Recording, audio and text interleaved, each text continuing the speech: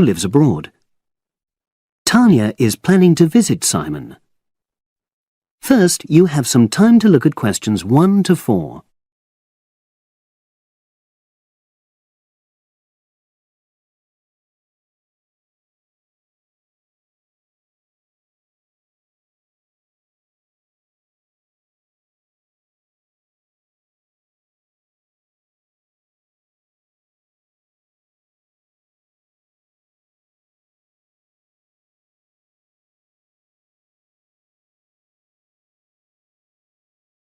Now we shall begin.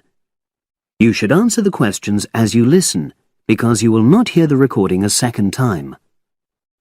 Listen carefully and answer questions 1 to 4.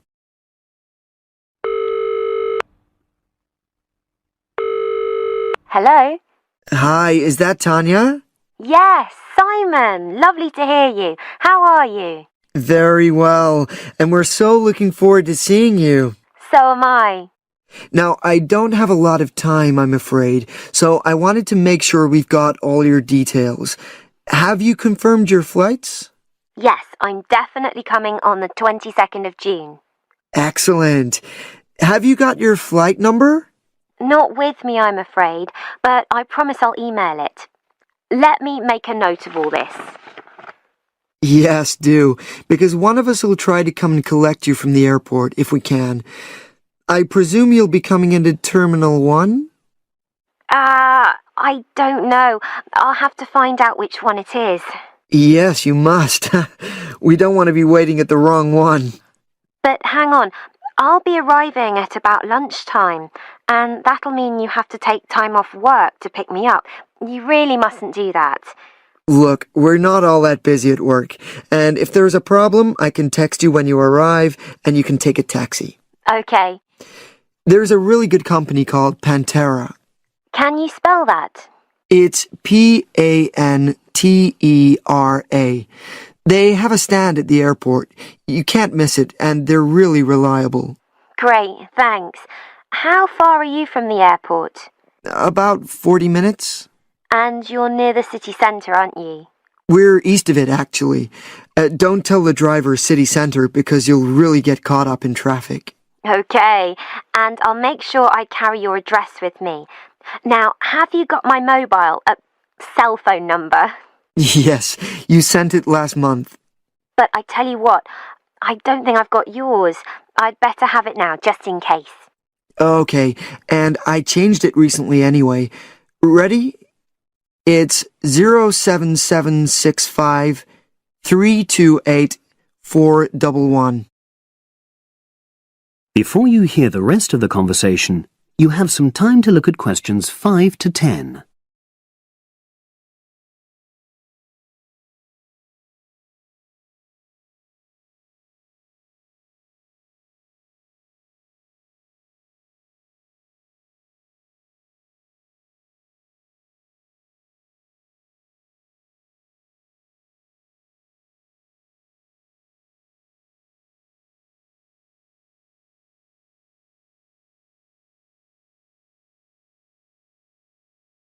Now listen and answer questions 5 to 10.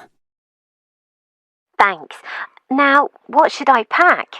Well, all the usual, casual clothes mainly. Though you'd better bring an evening dress. We'll be having at least one fancy dinner at a hotel restaurant. Okay, now, when you're coming, unfortunately the weather is not going to be brilliant. I know, it's the rainy season. I'm bringing an umbrella. We have tons of those, so don't pack one. But pack a raincoat, a good one, 'cause we'll try and get out for plenty of hikes. Okay, sure. Sounds super. Just what I love. And I'd better remember to pack my sturdy walking shoes. Excellent idea. It's pretty rugged round here, so they have to be tough. I can imagine. I'm so looking forward to getting out. Oh, Simon, before I forget, you recommended I read a book about your area. Yeah. What was the name again? I'd like to read it, to get an idea of the history, etc. It's called Mountain Lives, and it's... Hang on, I'm just writing it down. Okay? And it's by Rex Campbell.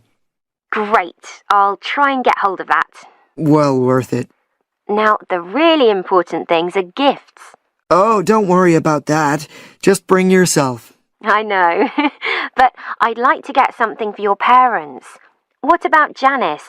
I know she loves English tea. Oh, that's very kind, but she's not drinking so much of that these days. But she'd love some chocolate. You know her favorite. Oh, yes, that'd be nice. I'll do that. And Alec, is he still into racing? Very much so. I was thinking of bringing a calendar, with horse racing pictures. What a good idea. He'd love that. Great. So that's about it, I think. Yes, I think so. So you'll send me your number again? That is the end of section 1. You now have half a minute to check your answers.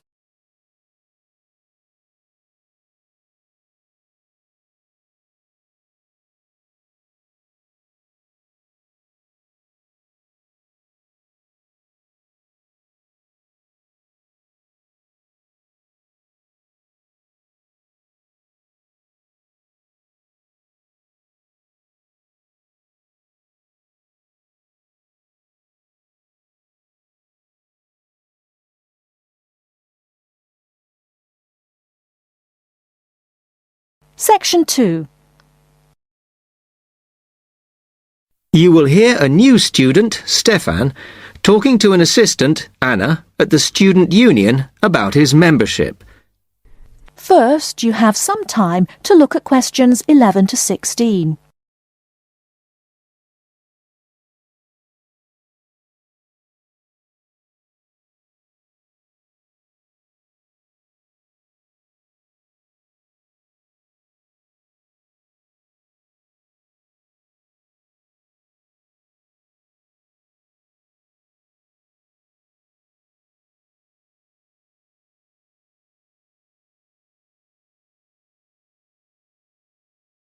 Now, listen carefully and answer questions 11 to 16.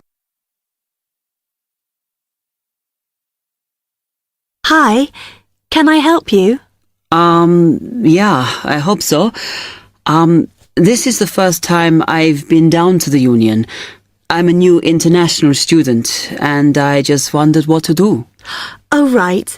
Well, normally we ask international students to fill out this form, and we put your details on the wall by reception. Then other students can contact you. It's a way for everybody to get to know each other. It can be a bit lonely otherwise. Oh, I see. What's your name? I'm Anna, by the way. It's Stefan Unger. OK, well, just write that there, next to name, and then fill in the rest. Right. What does it mean, degree program? Oh, just if you are an undergraduate or a postgraduate. Or maybe you're just here for a short course? I'm a postgraduate. Do I need to say what in? Not really. It's too much detail. But you should put your department, so people who have the same interests or problems as you can get in touch.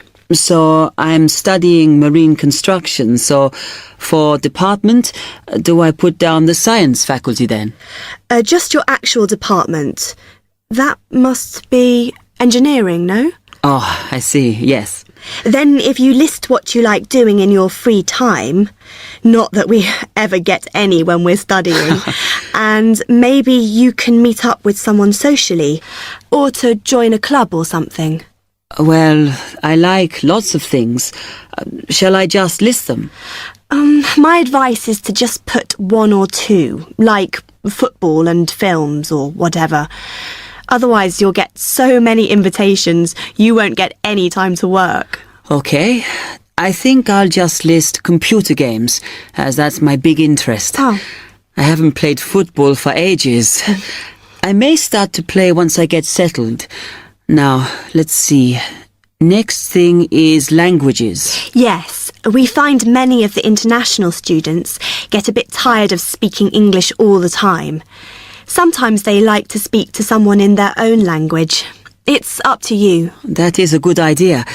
I presume I don't need to put English down. Oh no, I put Italian and French. I can only speak German, my mother tongue. Okay, well that's fine. Just put that. What does accommodation mean? Is that my address? We're trying to find similarities between people, and some people live in hall, some are in flats, some are in bedsits. So it helps if you say. I'm in hall, though I'd like to be in a flat, but that won't happen till the end of the first term. Put where you are now. You can always change it later. Then finally, just put your phone number. I haven't really got one. I haven't sorted out a mobile yet. Well, it's going to be difficult for people to contact you then, isn't it? Why don't you put the Union one and we'll take messages for you? Okay. It's 02950 659 003. Have you got that? Yes. Okay then. Before you hear the rest of the talk, you have some time to look at questions 17 to 20.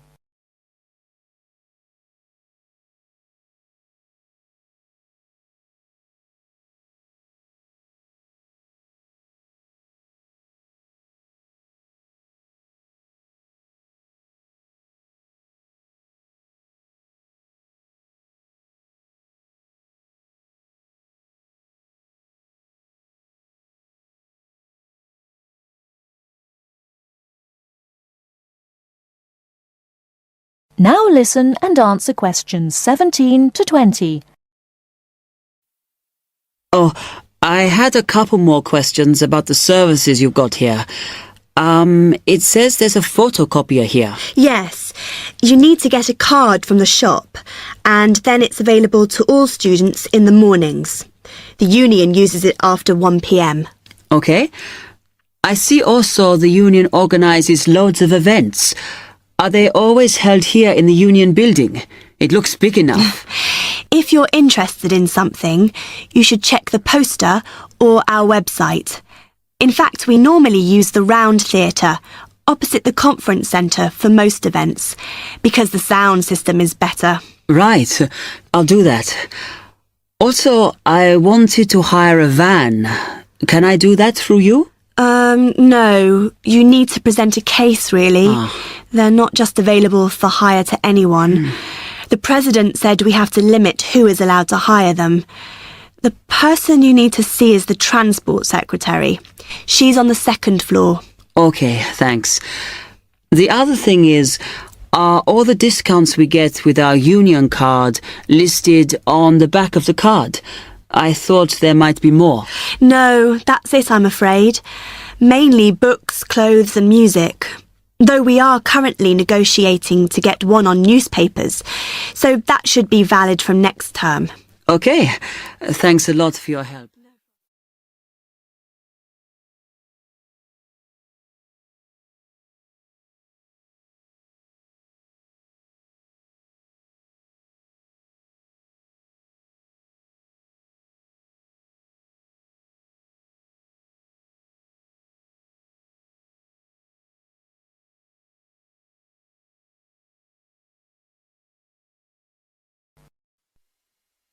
Now turns to Part 3. Part 3. You will hear a tutor and 2 students discussing the best ways to study. First, you have some time to look at questions 21 to 25.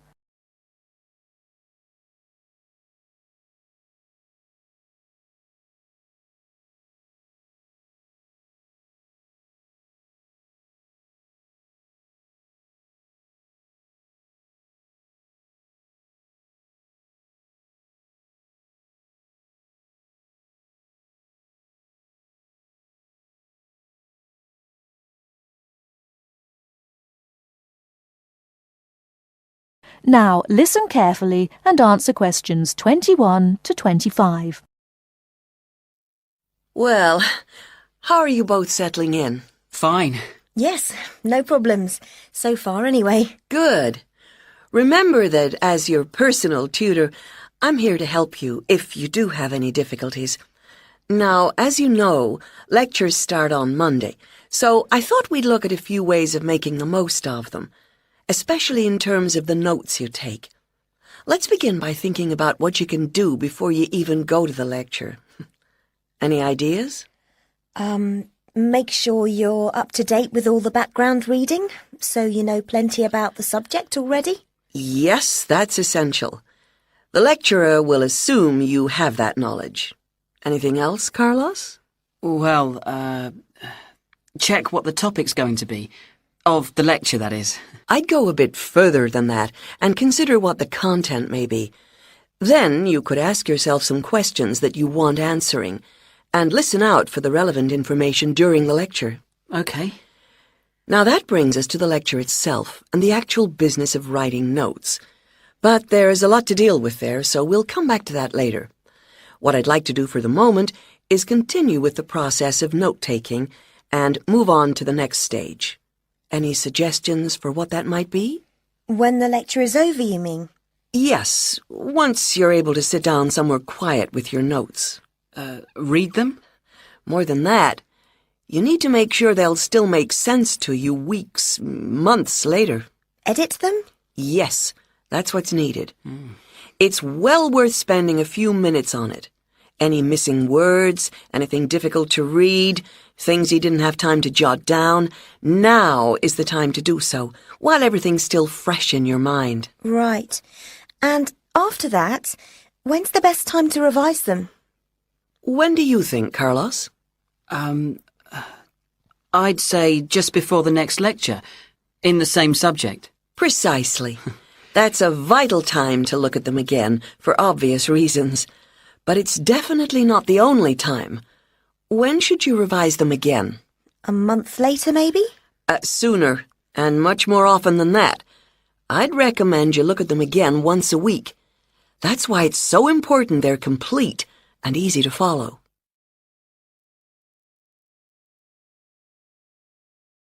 Before you hear the rest of the talk, you have some time to look at questions 26 to 30.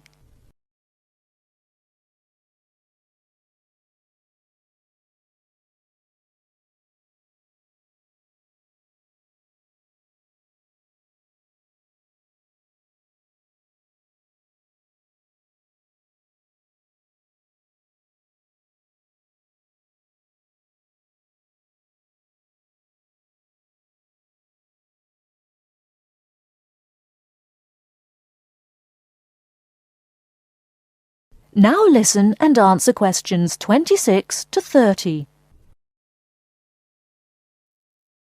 Right. Let's go back to note-taking and begin with the basics before the lecture has even started. What should you do when you walk into the room? Get a good seat, at the front if you can, where you can hear clearly and avoid distractions. Yes, though obviously others will have had the same idea, so it's as well to get there a bit early.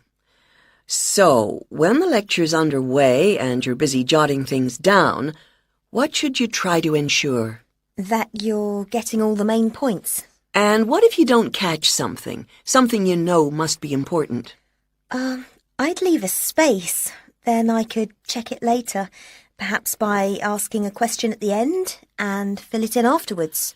That's an excellent way to deal with it, yes. And there's something else I'd like to mention here. Talking about going through notes afterwards, it's absolutely vital that what you write is legible for one very good reason. It saves time. You'll waste many hours during the course if your revision is held up because you can't read what you've written.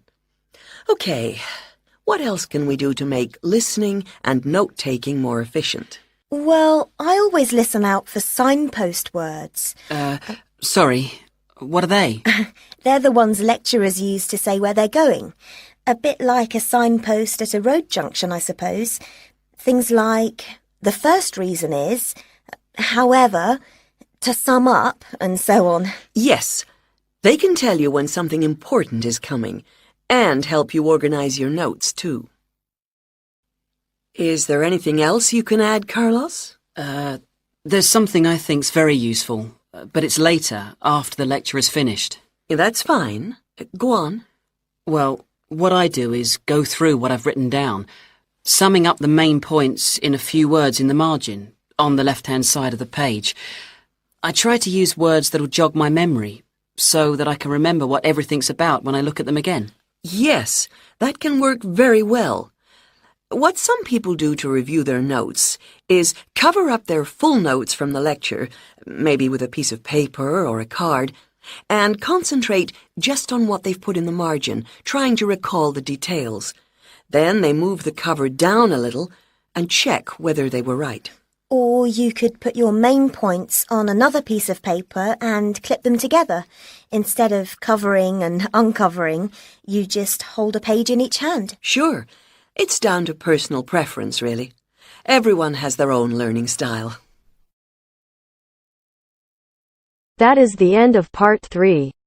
You now have half a minute to check your answers.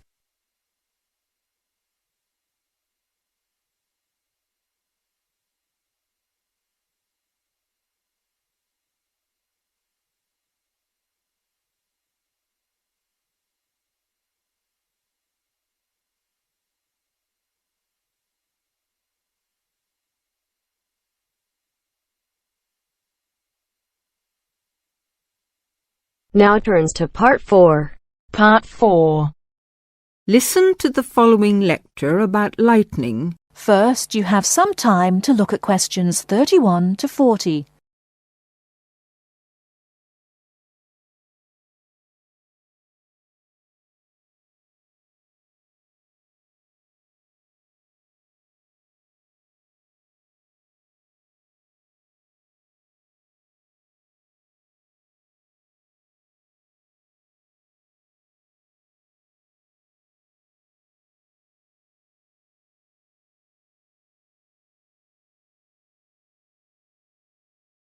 Now listen carefully and answer questions 31 to 40.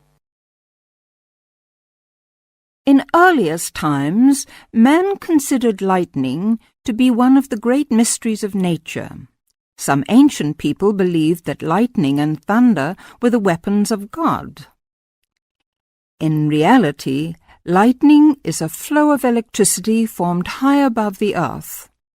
A single flash of lightning 1.6 kilometers long has enough electricity to light 1 million light bulbs. The American scientist and statesman Benjamin Franklin was the first to show the connection between electricity and lightning in 1752. In the same year, he also built the first lightning rod. This device protects buildings from damage by lightning. Modern science has discovered that one stroke of lightning contains more than 15 million volts. A spark between a cloud and the earth may be as long as 13 kilometers and travels at a speed of 30 million meters per second. Scientists estimate that there are about 2,000 million flashes of lightning per year. Lightning hits the Empire State Building in New York City 30 to 48 times a year. In the United States alone, it kills an average of 1 person every day. The safest place to be in case of an electrical storm is in a closed car. Outside, one should go to low ground and not under trees. Also, one should stay out of water and away from metal fences. Inside a house, people should avoid opening doorways and windows and not touch wires or metal things. With lightning, it is better to be safe than sorry. That is the end of part 4. You now have half a minute to check your answers.